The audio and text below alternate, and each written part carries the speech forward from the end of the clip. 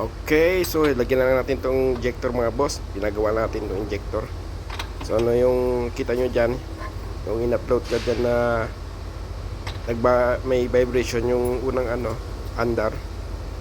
So ito, tapos na pinagawa ko na to bago na lahat ang nozzle tips nito. So bale pinalitan ko na kasi may tama na talaga yung mga hindi na pantay ang deliver niya. So pinakalibrate ko na lahat yan. So sasalpak lang natin ito mga boss. Kumpletuhin lang natin to hanggang sa tatapos. So tingnan natin kung may vibration pa yung makina. Kasi yung una, pag binubuksan mo yung blader, yung quad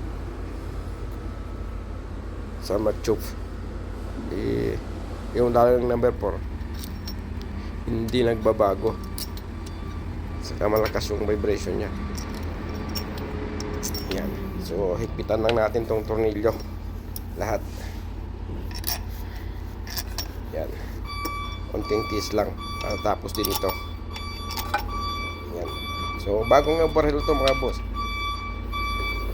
So nung chinek ko, medyo iba yung usok. Tapos may vibrate yung makina, nagbabibrate siya.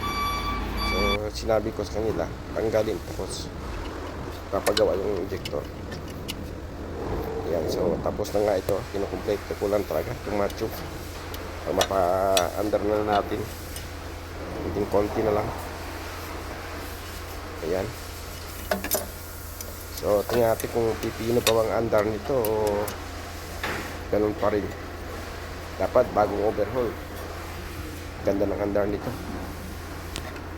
Skawang click. Yan. So iting konti na lang.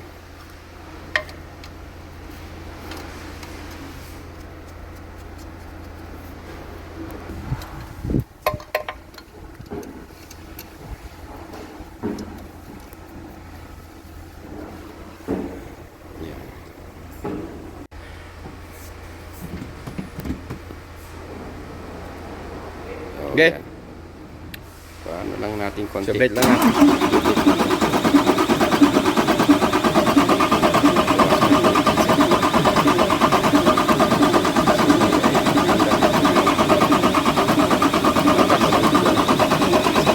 Up. Okay. So, ang ganda. Sara lang natin to. Ayan. Konting lang.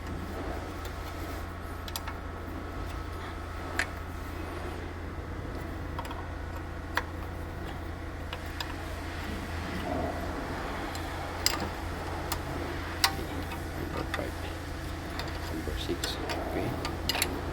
Let's put that to. Natin. Start. Okay. Start? Ha?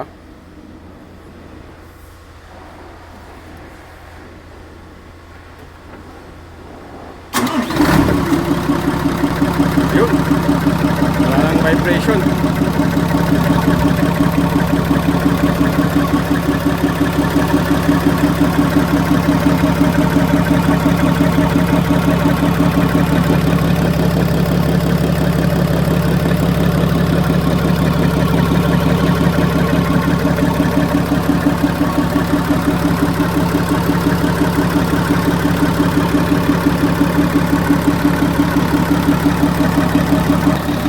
So dati, kitang-kita ito nagpa-vibrate eh. Ngayon wala na.